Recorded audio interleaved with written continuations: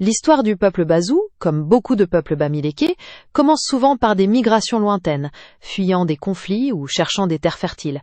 Ils se sont ensuite établis dans la région d'Undé, fondant un royaume avec une chefferie forte.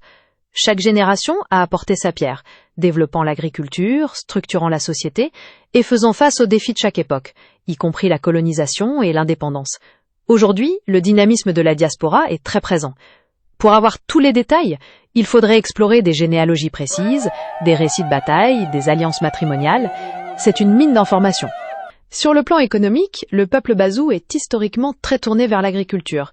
Ils cultivent du café, du maïs, des haricots, des tubercules, et c'est vraiment un pilier de leur subsistance et de leurs échanges commerciaux. L'artisanat aussi est important. Pour les rituels, c'est très codifié. Le culte des ancêtres est central, avec des cérémonies particulières pour les crânes.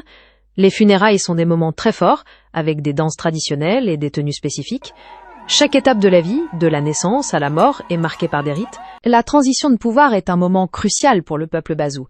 Le règne du défunt roi, Komachwa, est souvent perçu comme une période de stabilité et de respect des traditions. Son fils, Apichwa Marcelin, lui a succédé.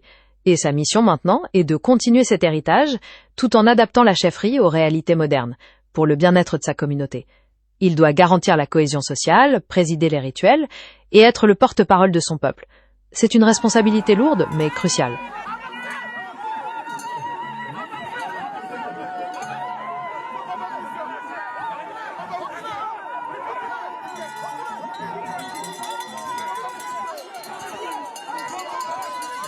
Vincent Gambou est une figure très importante en tant que notable et élite de Bazou.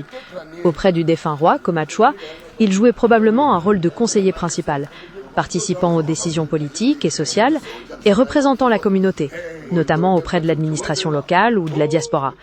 Il était sans doute l'un des hommes de confiance du roi, contribuant à la gestion des affaires publiques.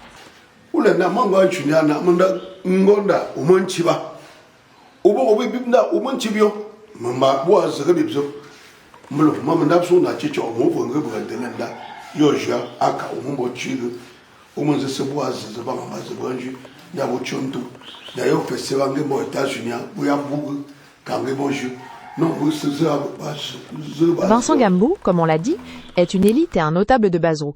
C'est quelqu'un de très influent, qui a une place importante dans la chefferie et la communauté, et qui travaille activement à son développement, que ce soit par ses conseils aux chefs traditionnels ou par des initiatives comme le festival dont vous parliez, très impliqué dans la vie locale et la promotion de la culture.